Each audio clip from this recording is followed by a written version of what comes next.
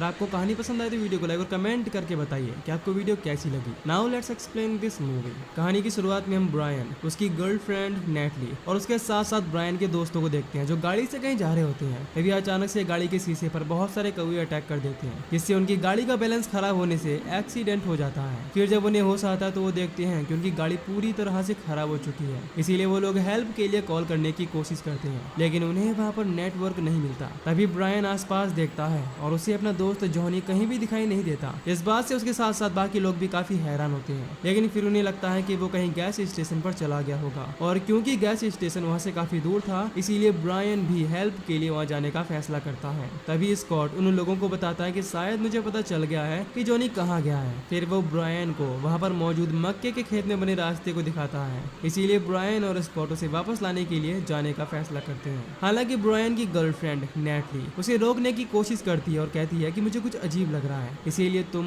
मत जाओ। लेकिन वो उसकी बात नहीं मानता है और कहता है कि जॉनी को गए हुए काफी वक्त हो गया है, इसीलिए हमें उसे ढूंढकर वापस लाना होगा। फिर वो दोनों मक्के के रास्ते में आगे बढ़ते हैं और वहाँ पर उन्हें एक लेटर बॉक्स के साथ साथ एक कार दिखाई देती है, जिसकी हालत काफी खराब थी। फिर उन दोनों को वहाँ पर एक स्केयर क्रो दिखाई देता है, जिस पर चढ़कर स्कॉट आसपास की चीजों को देखने की कोशिश करता है और वहाँ पर उसे एक केबिन दिखाई देता है, इसीलिए वो दोनों वहाँ जाने का फैसला करते हैं। दूसरी तरफ नेटली को मक्के के खेत में एक बच्चा दिखाई देता है, जिसे वो आवाज लगाने की कोशिश करती है, लेकिन वो वहाँ से भाग जाता है, जिससे वो काफी परेशान होती है। फिर उसकी नजर वहाँ पर मौजूद एक स्केयर क्रो पर पड़ती है जो जमीन पर पड़ा होता है, इसीलिए नेटली उसके पास पहुंचकर उसे चेक करती है और उसे पता चलता है कि वो कोई स्केयर क्रो नहीं बल्कि एक डेड बॉडी है, जिससे वो बहुत ही ज्यादा डर जाती है और क्रिस को इस बारे में बताती है। लेकिन क्रिस को उसकी बातों पर विश्वास नहीं होता, इसीलिए वो डेड बॉडी को चेक किए ही बिना वहाँ से चला जाता है। इससे गुस्से में नेटली ब्रायन को ढूंढने के लिए अकेले ही वहाँ से जाने लगती है, इसीलिए मजबूरन क्रिस को भी उसके साथ जाना पड़ता है। इसके बाद हम ब्रायन और स्कॉट को देखते हैं जो केबिन के ऊपर मौजूद रूम में पहुंचते हैं और देखते हैं कि जॉनी वहां पर बैठकर सिलाई मशीन चला रहा है। ये देखकर वो दोनों ही काफी हैरान होते हैं, क्योंकि इस दौरान जॉनी की हालत बहुत ही ज्यादा खराब थी और उसकी उंगलियों में भी कील घुसी हुई थी, लेकिन उसे ये सब महसूस नहीं हो रहा था और ऐसा लग रहा था कि वो किसी चीज से पजस है। फिर ब्रायन और स्कॉट के देखते ही देखते जॉनी टेबल पर बैठा बैठा वहीं गिर जाता है और वहाँ पर जल रही लाइट भी बुझ जाती है।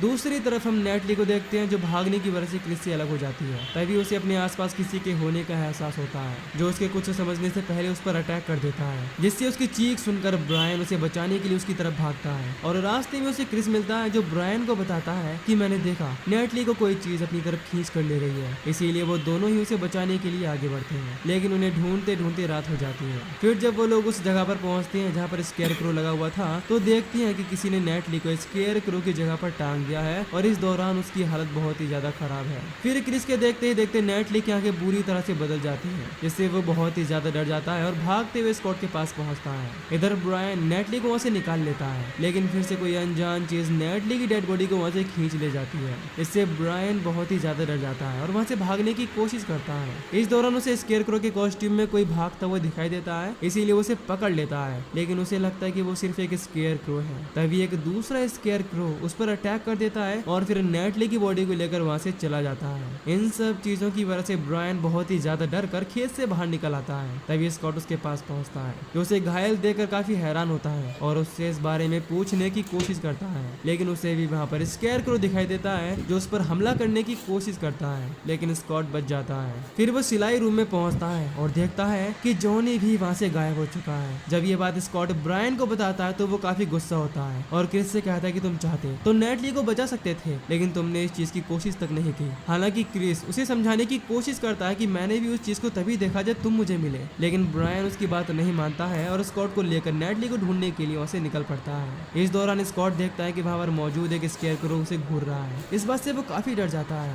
फिर वो दोनों आगे बढ़ते हैं और वहाँ पर उन्हें एक गाड़ी मिलती है, लेकिन जब वो चेक करते हैं तो उन्हें पता चलता है कि उसमें चाबी नहीं है। तभी स्कॉट को टेबल पर एक स्केयरक्रो दिखाई देता है जो उस पर अटैक कर देता है, लेकिन ये चीज ब्रायन को दिखाई नहीं देती। फिर स्कॉट को वहाँ पर एक हेलुसिनेशन दिखाई देता है कि उस केबिन में रहने वाला फार्मर अपने बेटे एलेक्स से एक मरे हुए पिग को नुकसान पहुंचाने के लिए कहता है और वो बिना डरे इस काम को करने के लिए तैयार हो जाता है। लेकिन जब वो अपने दूसरे बेटे को भी ऐसा करने के लिए कहता है तो वो ऐसा नहीं कर पाता। फिर हम देखते हैं कि प्रेजेंट में ब्रायन स्कॉट को होश मिलाता है और फिर उससे इस बारे में पूछता है, लेकिन वो ब्रायन को कुछ भी नहीं बताता। दूसरी तरफ हम क्रिस को देखते हैं जिसे ड्रॉअर से गाड़ी की चाबी मिल जाती है। तभी उसे एहसास होता है कि कोई उसे देख रहा है, इसीलिए वो चाकू लेकर आगे बढ़ने की कोशिश करता है लेकिन दरवाजा बंद हो जाता है। इससे वो बहुत ज्यादा डर जाता है और भागकर सिलाई रूम में छुप जाता है, जहाँ पर वो लाइट जलाने की कोशिश करता है लेकिन वो इस चीज में नाकाम था। तभी अचानक से वहाँ की लाइट जल जाती है और रूम का दरवाजा भी खुल जाता है। फिर वहाँ पर नेटली पहुंचती है जो इस दौरान पूरी तरह से पजेस थी, यहाँ तक कि वो क्रिस को भी नहीं देख पाती।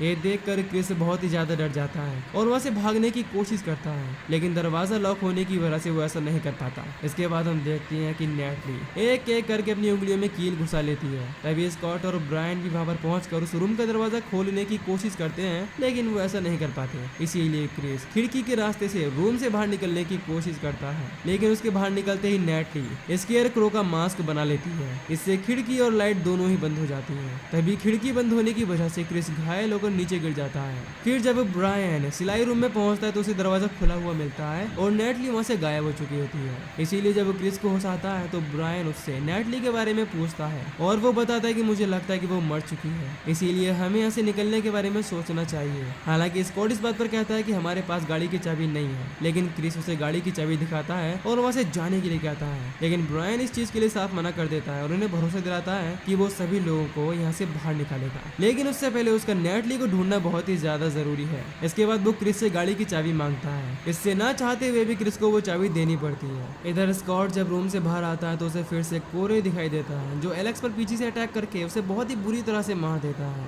फिर जैसे ही स्कॉट को होश आता है तो कोई उसे भी रस्सी से खींचता हुआ स्केयर क्रो की जगह पर लटका देता है, जिसके बाद उसके पास स्केयर क्रो पहुंचता है। उसके हाथों में वैसे ही कीलें चुभी हुई थी, इससे वो स्कॉट पर अटैक करके उसे घायल कर देता है। लेकिन वहाँ पर ब्रायन पहुंचकर उसे बचा लेता है और स्कॉट ब्रायन को बताता है कि मुझे बहुत सी चीजें दिखाई दे रही हैं। और ये सुनकर क्रिस बताता है कि नेटली ने भी स्केयर क्रो में किसी की डेड बॉडी देखी थी, जिसके बाद मैंने भी उस केबिन के किचन में उसकी झलक देखी थी। ये सुनते ही ब्रायन उसे मारने के लिए हथियार लेकर किचन की तरफ बढ़ता है। दूसरी तरफ क्रिस समझ चुका था कि ब्रायन नेटली के मरने की वजह से पूरी तरह से पागल हो चुका है, इसीलिए वो स्कॉट को अपने साथ चलने के लिए कहता है। लेकिन स्कॉट इस चीज के लिए साफ मना कर देता है और कहता है कि तुम ब्रायन के साथ दो या ना दो, मैं उसके साथ जरूर दूंगा। इसके बाद ब्रायन और स्कॉट को एक डेड बॉडी मिलती है, जिसे देखकर ऐसा लग रहा था कि उसने खुद को शॉर्ट गन से शूट करके मार लिया हो। इधर क्रिस अकेले ही गाड़ी को स्टार्ट करके वहां से जाने की कोशिश करता है। इससे ब्रायन शॉर्ट गन लेकर उसे रोकने का फैसला करता है, लेकिन इससे पहले कि क्रिस वहां से निकल पाता, उसकी गाड़ी के सामने एक स्केयर क्रू आ जाता है। इससे उसकी गाड़ी बंद हो जाती है। फिर उस पर एक दूसरा स्केयर क्रू अटैक कर देता है। हालांकि पहले तो क्रिस उसका सामना करने की कोशिश करता है, लेकिन जब वो दोनों ही स्केयर क्रू उस पर अटैक कर देते हैं तो क्रिस बहुत ही ज्यादा डर जाता है और उनमें से एक के मास्क को खींच लेता है और देखता है कि वो कोई और नहीं बल्कि जॉनी है। तभी वहां पर ब्रायन भी पहुंच जाता है जो क्रिस को वापस केबिन में जाने के लिए कहता है और खुद उसे कवर करने का फैसला करता है। तभी उसके सामने एक और स्केयर क्रू आ जाता है, जिसे देखकर ब्रायन समझ जाता है कि वो कोई और नहीं बल्कि नेटली है, इसीलिए वो अपनी गन नीचे कर लेता है। इससे मौका पाकर वो स्केयर क्रू ब्रायन पर अटैक करके उसे मार देता है।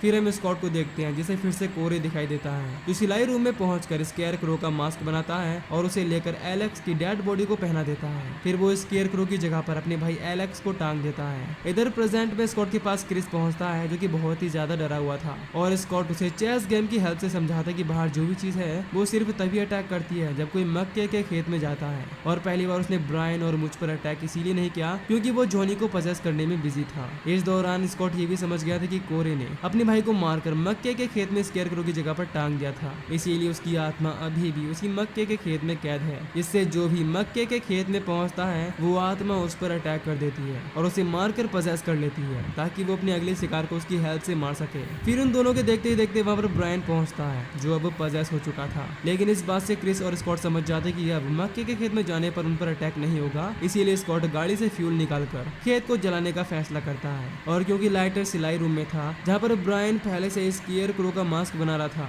इसीलिए क्रिस किसी तरह से डरते हुए लाइटर निकालने की कोशिश करता है। इस चीज में वो कामयाब भी हो जाता है। इसके बाद वो स्कॉट के पास पहुंचता है। फिर वो दोनों मिलकर खेत के चारों तरफ फ्यूल फैला देते हैं। तभी सिलाई रूम की लाइट बंद हो जाती है और क्रिस पर एक स्केयर क्रू अटैक करने की कोशिश करता है, लेकिन वो उसे शॉर्ट गन से शूट कर देता है। और क्योंकि स्कॉट समझ गया था कि उन दोनों का बचना मुश्किल है, इसीलिए वो दोनों अलग अलग डायरेक्शन में जाने का फैसला करते हैं। इसके बाद क्रिस ब्रायन के आने का इंतजार करने लगता है जिससे वो शूट कर सके, लेकिन इससे पहले कि वो उसे शूट कर पाता, ब्रायन उसे धक्का देकर एक लकड़ी की हेल्प से बहुत ही बुरी तरह से घायल कर देता है और फिर उस पर लगातार अटैक करने लगता है। लेकिन क्रिस उसका स्केयर क्रू मास्क हटा देता है जिससे ब्रायन वहीं पर गिर जाता है। इसके बाद हम स्कॉट को देखते हैं जो फ्यूल डालने के बाद आग लगाने की कोशिश करता है, लेकिन उस पर एक स्केयर क्रू अटैक करके उसे बेहोश कर देता है। फिर वो स्कॉट को घसीटते हुए उस जगह पर ले जाता है जहाँ पर उसने क्रिस को बांध रखा था। उसी समय स्कॉट की आंख खुल जाती है और वो वहाँ मौजूद स्केयर क्रो पर अटैक करके उसे मारने की कोशिश करता है, लेकिन स्केयर क्रो को घंटा भी फर्क नहीं पड़ता